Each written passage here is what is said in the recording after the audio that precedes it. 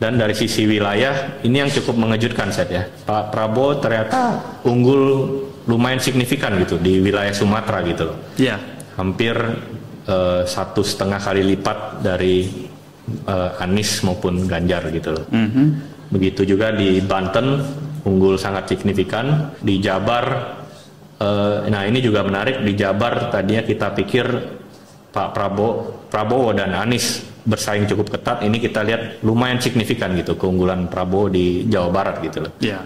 Dan surprisingly Prabowo sangat kompetitif ya di Jatim. Apakah ini efek 1 tahun belakangan PKB mensosialisasikan Prabowo gitu? Ya, saya pikir itu adalah efek itu karena 48% yang ada di sini itu ya lebih kuat daripada 2019. Di survei ini pun kita temukan Pak Prabowo unggul masih, dan keunggulannya lumayan ya. Ini sekitar 8 sampai 9%. Ya.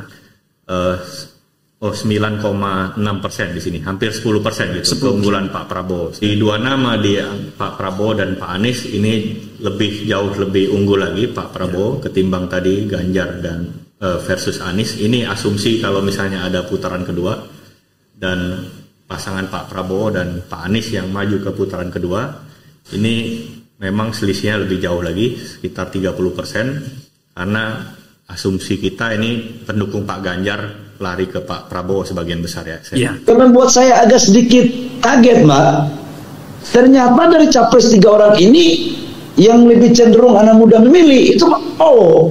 Padahal dari sisi usia, Pak Prabowo usianya lebih senior dibandingkan dengan Pak Ganjar dan Pak Anies. Tapi kok kecenderungan anak muda lebih memilih Pak Prabowo?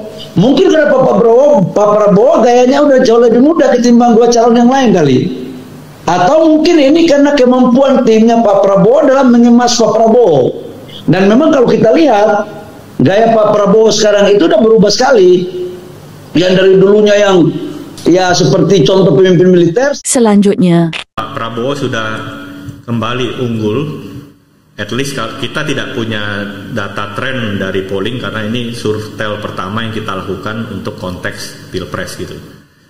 Tapi kalau kita bandingkan dengan survei-survei dari lembaga survei yang lain, ini kita melihat memang Pak Prabowo kembali unggul hampir 4% gitu dari Pak Ganjar, dan Pak Anies juga, suara Anies Baswedan sendiri juga relatif konstan ya di sini.